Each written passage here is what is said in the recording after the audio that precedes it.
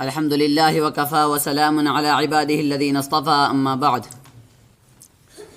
Allah's final messenger says, At-taharatu shatrul iman.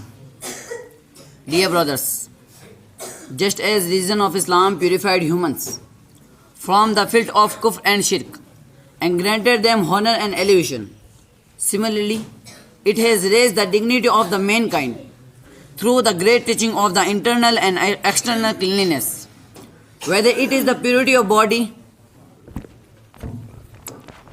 or the cleanliness of cloth, whether it is the excellence of outward appearance or the excellence of one's conduct, whether it is the cleanliness of one's house and belongings or the washings of one's conveyance. In short, Islam has given the guidance and encouragement to keep everything clean and pure. Let us listen to three sayings of the beloved Prophet ﷺ regarding cleanliness. Cleanliness is half of Iman, and indeed, Islam is clean and pure. So you should also acquire purity, for only the one who is clean and pure internally and outwardly will enter paradise. Dear brothers, if a person cleans himself and his surrounding environment is also clean, then this can prove to be very beneficial and him to be physically and mentally healthy. When the body and mind are healthy and sound, a person can fulfill many religious and worldly tasks in an excellent manner.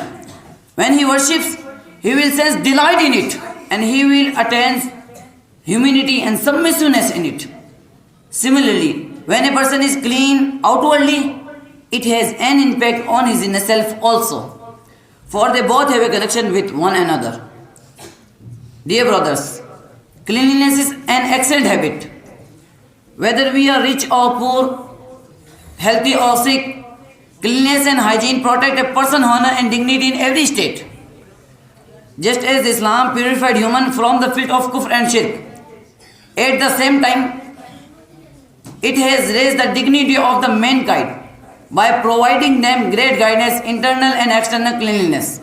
Whether it is the purity of body or the cleanliness of cloth, whether it is the excellence of outward appearance or the excellence of one's conduct, whether it is the cleanliness of one's house and belongings or the cleanliness of one's conduct. In short, Islam has given the guidance and encouragement to keep everything clean and pure. Our beloved Prophet ﷺ himself was matchless when it comes to cleanliness and hygiene. Here I conclude my speech. Thank you so much for listening to me with such attention.